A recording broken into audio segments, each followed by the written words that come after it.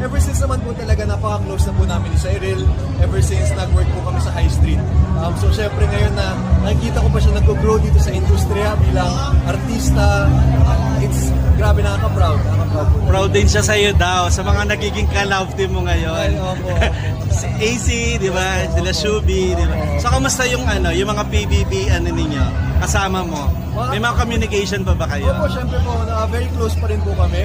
And yun nga, na-bless po kami lahat na may project pa po kami upcoming. So we have The Secrets of Hotel 88 na lalabas po next year. So excited na po kami, magsa-start na po kami ng taping soon. So yun po. Sino yung kasama mo doon? Madami po kami.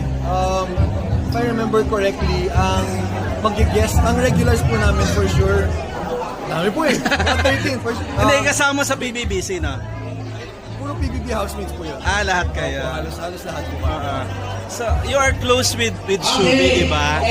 So, medyo ka rin ba? Parang nalungkot ka rin na parang si Shubi na ngayon na parang nababash because of what happened doon sa mga past video niya.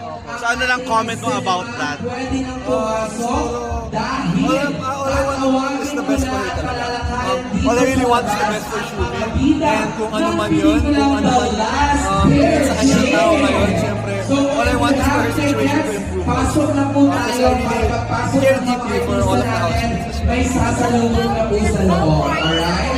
And we also have our tickets online. Check your seat comfort so we can settle inside the room.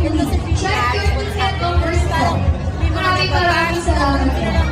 Correct. Yung mga bibigyan ko pa ng ticket mamaya abang lang, nasabi ko na po kay mother. Maliit na bagay na Meron na ako din ang pasukan na ha? For us, siyempre napakahirap po talaga. But at the same time, you also have to think na kami as artists, pinagdasal po namin to be in the spotlight. Pinaghirapan po namin to be in this light sa posisyon namin ngayon. And it's something that really counts with it. So for everyone po na mababash sa amin or may nasasabi pong masama, sana po talaga maisip nyo din na sana facts yung sinasabi nyo. Sana napag-researchan nyo, sana maayos yung pagsisiyasat ng mga bagay-bagay para lang hindi naman po baseless yung mga accusations sa akin. So, you have to be very well researched kung gusto nyo magka-opinion sa akin. Saka naniniwala ka rin na parang pagkasikat na kayo, babatihin kayo para, di ba? Para bumagsak at para i-bash, parang gano'n. Ready rin ba kayo sa gano'n? Pagpasok nyo ng PBB house, sisikat kayo, and then may mga bagay na ibabash kayo. How do you handle yung mga gano'n? Siyempre, bilang pamilya nga po sa PBB, we still heavily rely on each other. Whether it's for bashing or